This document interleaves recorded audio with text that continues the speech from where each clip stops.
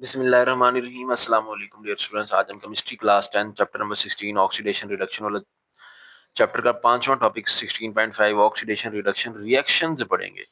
इसे last time हमने oxidation reduction की तीन तीन डेफिनेशन विद एग्जांपल समझ ली हैं। अब हमने ऑक्सीडेशन रिडक्शन रिएक्शन देखना है वो क्या होते हैं।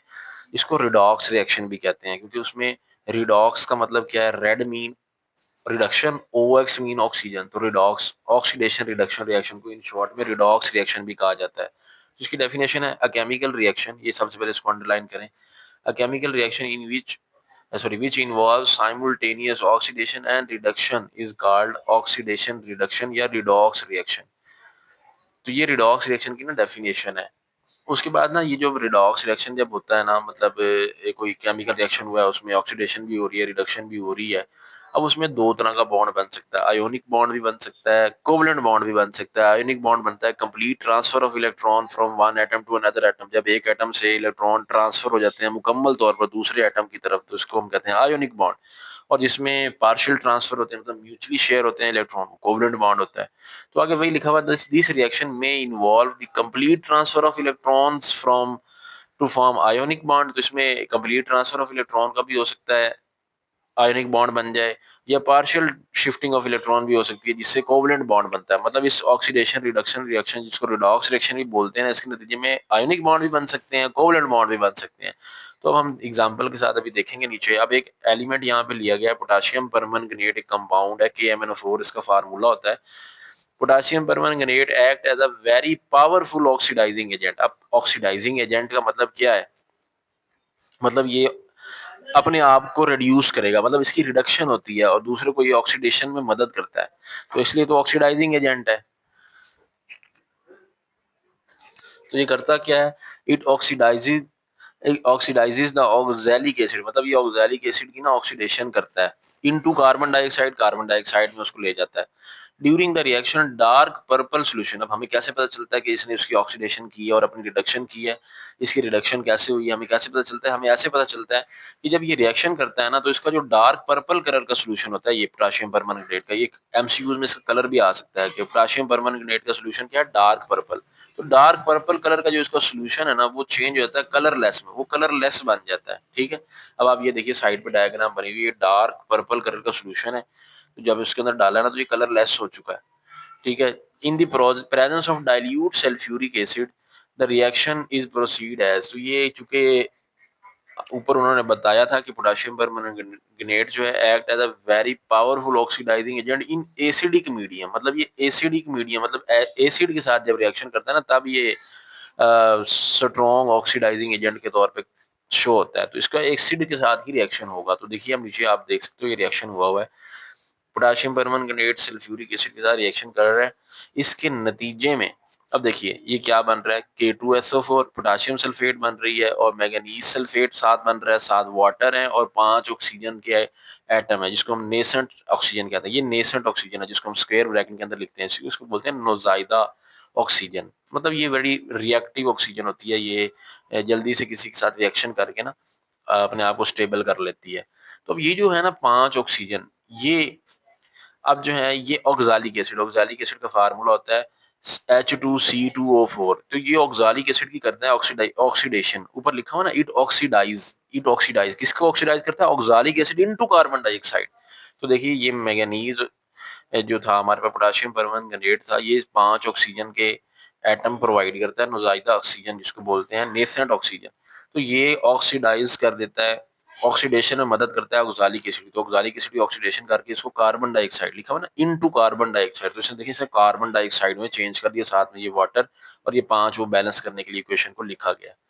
ठीक हो गया। तो ओवरऑल रिएक्शन अब कैसे होता है, अब ये तो इसने एक रिएक्शन को दो में लिखा हुआ ना, अब अगर हम इस दोनों रिएक्शन को कंबाइन करके एक इक्वेशन बनाना चाहें तो यूं बनेगी, potassium permanganate plus sulphuric acid plus ये ऑक्सैलिक एसिड। ठीक है, ये सारे मिलके एक तो क्या बनाएंगे, ये पोटेशियम सल्फेट मैंगनीज सल्फेट बनाएंगे, साथ में ये कार्बन डाइऑक्साइड और वाटर बनेगा। ठीक है जी, इस तरह करके ये बन जाएगा।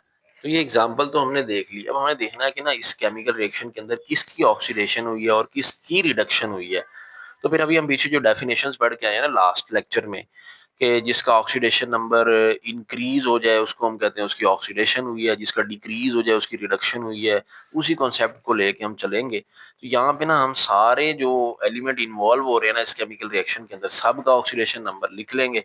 फिर हम देखेंगे कि किसकी ऑक्सीडेशन हुई है और किसकी रिडक्शन हुई है। तो अब हम सबको एलिमेंट को जो है ना उनका ऑक्सीडेशन नंबर असाइन करते हैं। तो वही लिखा हुआ, let us assign the oxidation number to each element in these compound to find out the oxidising and reducing agent. तो ऑक्सीडाइजिंग एजेंट और रिड्यूसिंग एजेंट को फाइंड आउट करने के लिए हम इस कंपाउंड में आने वाले हर एक एलिमेंट का ऑक्सीडेशन नंबर उसके ऊपर लिखते हैं। ठीक है, इससे हमें आइडिया हो जाएगा कि किसकी ऑक्सीडेशन हुई, किसकी रिडक्शन हुई, कौन ऑक्सीडेशन ऑक्सीडाइजिंग एजेंट बना, कौन रिड्यूसिंग एजेंट बना। ठीक है, अब एक बात आपने याद रखनी है, कोई भी कंपाउंड है ना, उस कंपाउंड में आने वाले जितने भी एलिमेंट है ना, उनके जो ऑक्सीडेशन नंबर का सम है ना वो जीरो होता है। ये बात आपने हमेशा याद रखनी है कि किसी भी एलिमेंट में, सॉरी, कंपाउंड के जो एलिमेंट है ना उनका जो ऑक्सीडेशन का नंबर का सम है ना वो जीरो होता है। अगर हम मिसाल के तौर पर एक वाटर एक कंपाउंड है, वाटर की ही एग्जांपल ले लें। वाटर एक कंपाउंड है जिसका फार्मूला होता है H2O। अब ऑक्सीजन जो है ना यहाँ पे इसकी जो ऑक्सीडेशन स्टेट होती है ना वो होती है -2। अब हाइड्रोजन की जो ऑक्सीडेशन स्टेट होती है ना वो होती है 1 + 1 होती है। ठीक है, अब लेकिन इसके दो एटम प्रेजेंट है इसलिए दो से मल्टीप्लाई हो जाएगा, तो 2+ का और ये माइनस का कट के जीरो। तो किसी भी कंपाउंड में मौजूद एलिमेंट का जो ऑक्सीडेशन नंबर का सम है ना वो हमेशा जीरो होना चाहिए। ये आपने रूल ज़हन पे रखना है और इनको असाइन कर दें ऑक्सीडेशन नंबर। देखिए जी, पोटाशियम है, ये अल्कली मेटल है तो ऑक्सीडेशन नंबर +1। मैंगनीज का +7। मैंगनीज का ना वेरी कर सकता है, ठीक है, जरूरी नहीं +7 ही होता है, लेकिन यहाँ पे +7 ही है इसलिए आप इसको याद कर लें। अब ऑक्सीजन का देखिए, ऑक्सीजन का होता है -2। अब चूंकि उसके 4 एटम प्रेजेंट है तो 4 से मल्टीप्लाई करा दिया। अब आप देखिए क्या इन सब का सम जीरो बन रहा है। 7 + 1 8 हो जाएगा, 4 × -2 -8, तो +8 -8 कट के वाकई जीरो हो रहा है। इधर चले सल्फ्यूरिक एसिड, ये जो साइड पे बैलेंस करने के लिए 3 2 लिखे हुए हैं ना, इनको नहीं आपने देखना ऑक्सीडेशन नंबर असाइन करते हुए, क्योंकि ये नंबर ऑफ मोल्स हैं, बैलेंस करने के लिए लिखे हुए हैं, इनका ऑक्सीडेशन नंबर नहीं होता। तो हाइड्रोजन का +1 है, 2 प्रेजेंट है तो इसलिए 2 से मल्टीप्लाई करा लिया। सल्फर का +6 होता है, ऑक्सीजन के 4 प्रेजेंट है, ऑक्सीजन की ऑक्सीडेशन स्टेट -2 होती है, 4 से मल्टीप्लाई कराएं तो देखिए ये -8 बन गया, ये +8 बन गया, इसका भी जीरो हो गया। इसी तरह यहाँ पे हाइड्रोजन पे आ जाएं, +1 ऑक्सीडेशन स्टेट है लेकिन 2 प्रेजेंट है, 2 से मल्टीप्लाई किया। कार्बन की ऑक्सीडेशन स्टेट है यहाँ पे +3 और 2 से मल्टीप्लाई कराएंगे तो 6 हो जाएगा, तो 6 + 2 ये हो जाएगा 8। और ऑक्सीजन के 4 हैं तो 4 इधर -2 -8 आ जाएगा। ठीक है, तो ये कार्बन की जो ऑक्सीडेशन स्टेट है ना, ये ऑक्सीजन और ये किसके दरमियान पाया जा रहा है उसके लिहाज से ये वेरी कर सकती है। ठीक है, +3 जैसे मैंगनीज की वेरी करती है ना, +7 भी हो सकती है, +6 भी हो सकती है। इसी तरह कार्बन की भी जो है ना ये +3 जरूरी नहीं है, ये डिपेंड करता है कि वो किन के दरमियान है, उसके लिहाज से अपनी ऑक्सीडेशन स्टेट को वेरी कर लेता है। तो यहाँ से +3 बनेगी क्योंकि ओवरऑल सम जीरो करना है ना। अब इधर आए रिएक्टेंट प्रोडक्ट साइड पे भी आ जाएं। उसी तरह पोटाशियम का +1 2 से मल्टीप्लाई इसलिए किया क्योंकि 2 प्रेजेंट है। सल्फर +6 हो गया। ऑक्सीजन जो है उसकी -2 ऑक्सीडेशन स्टेट है, 4 से इसलिए मल्टीप्लाई किया क्योंकि नीचे 4 लिखा हुआ, O4 है। इस तरह इधर आ जाएं, मैंगनीज है तो मैंगनीज की यहाँ पे अब देखिए, अब मैंगनीज की पहले कितनी थी, +7 थी, अब यहाँ पे +2 होगी। +2 इसलिए होगी क्योंकि सम हमने जीरो करना है, ये हमारा रूल है। देखिए यहाँ ऑक्सीजन है, ऑक्सीजन की तो -2 है, मल्टीप्लाई 4 -8। सल्फर का +6, तो अब ऑक्सीजन का अगर, सॉरी, मैंगनीज का +2 लिखेंगे तो ये सम जीरो होगा ना। 6 + 2 8 -8 0, तो इसलिए यहाँ मैंगनीज की +2 हो जाएगी। अब यहाँ 10 कार्बन डाइऑक्साइड है। अब देखिए यहाँ ऑक्सीजन की कितना है, -2 ऑक्सीडेशन स्टेट है, 2 प्रेजेंट है तो 2 से मल्टीप्लाई किया -4 हो जाएगा। तो अब कार्बन की यहाँ ना +4 हो जाएगी। ठीक है, पहले +3 थी, अब यहाँ +4 हो जाएगी क्योंकि सम को जीरो करना है ना हमने। तो 4 -4 जीरो हो जाएगा इस तरह करके, तो इसलिए यहाँ +4 लिखना पड़ेगा। अब इस तरह इधर आए, वाटर में आए तो हाइड्रोजन की +1 2 से मल्टीप्लाई हुआ और ऑक्सीजन का -2, तो +2 -2 कट के जीरो हो जाएगा, सम जीरो हो जाएगा। अब देखें ऑक्सीडेशन स्टेट को गौर से देखें कि किसकी ऑक्सीडेशन हुई है और किसकी रिडक्शन हुई है। तो आप अगर गौर करें ना, ये जो मैंगनीज है ना +7 से +2 हुआ है, मतलब इसकी ऑक्सीडेशन स्टेट डिक्रीज हुई है। तो जिसकी ऑक्सीडेशन स्टेट डिक्रीज हो जाए हम कहते हैं उसकी रिडक्शन हुई है। तो जिसकी रिडक्शन हो जाए वो कौन होता है, वो होता है ऑक्सीडाइजिंग एजेंट। तो यहाँ पे मैंगनीज हमारा ऑक्सीडाइजिंग एजेंट है क्योंकि इसकी रिडक्शन हुई है। और इसी तरह कार्बन की ऑक्सीडेशन स्टेट +3 थी, इधर रिएक्टेंट साइड पे वहाँ +4 हो गई है, इसकी ऑक्सीडेशन स्टेट बढ़ गई है, तो ये हम कहेंगे कि कार्बन की यहाँ पे हुई है ऑक्सीडेशन। तो ऑक्सीडेशन हुई है तो ये रिड्यूसिंग एजेंट बन जाएगा। ठीक है, तो नीचे अब अगर आप देखें oxidation number of manganese has decreased from 7 to 2, that of carbon is increased from 3 to 4. So each manganese accept 5 electron to get reduced, ठीक है, and each carbon atom loses 1 electron to get oxidized. So KMnO4 is therefore an oxidizing agent. तो इसलिए हम लिख देंगे कि KMnO4 हमारा जो है यहाँ पे oxidizing agent है, while ऑक्सैलिक एसिड जो है ना वो हमारा रिड्यूसिंग एजेंट है। तो KMnO4 ऑक्सीडाइजिंग एजेंट, और जो ऑक्सैलिक एसिड है वो हमारा कौन सा एजेंट है, वो रिड्यूसिंग एजेंट है।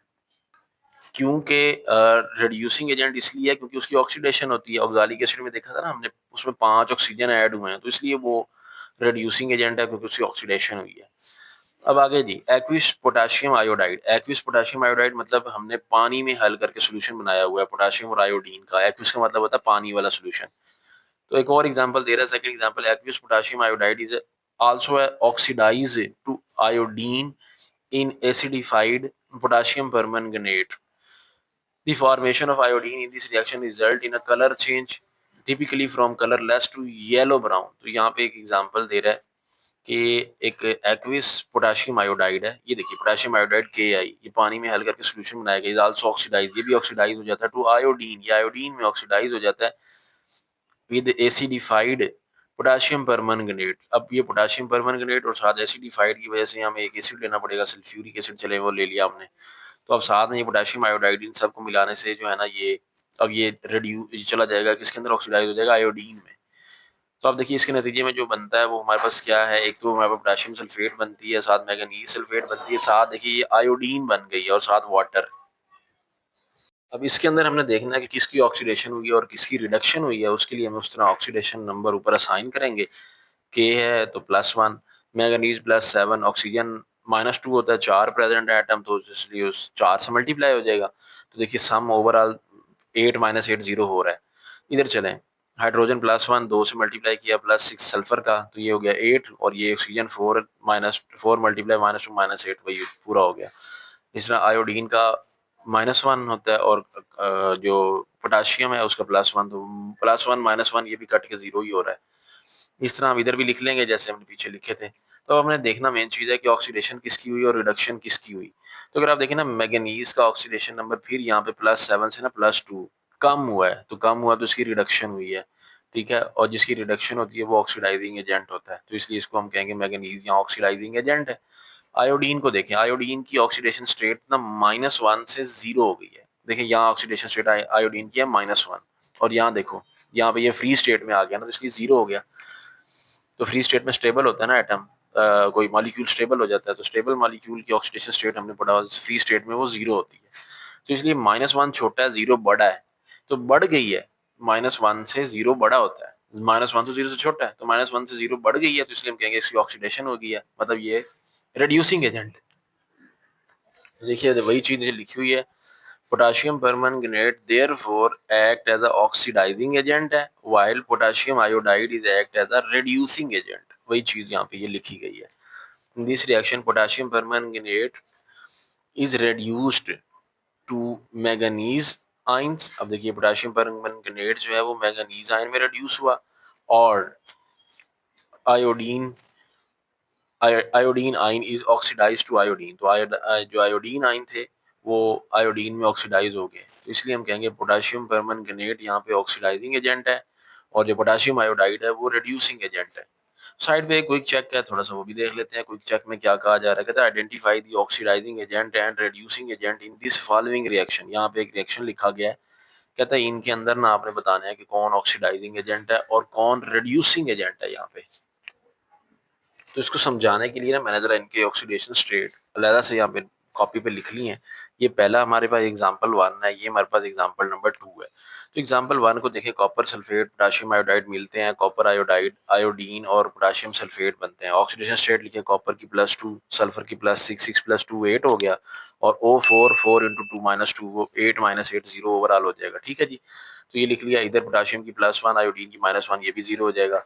इधर आए, कॉपर आयोडाइड है तो कॉपर की +1 होती है, आयोडीन की -1, ये भी ठीक हो गया, और सम जो है वो 0 आ गया। आयोडीन यहाँ फ्री स्टेट में है, क्योंकि जब भी मॉलिक्यूल की फॉर्म में लिखा होता है ना कोई एलिमेंट, तो उसकी वो फ्री स्टेट 0 होती है।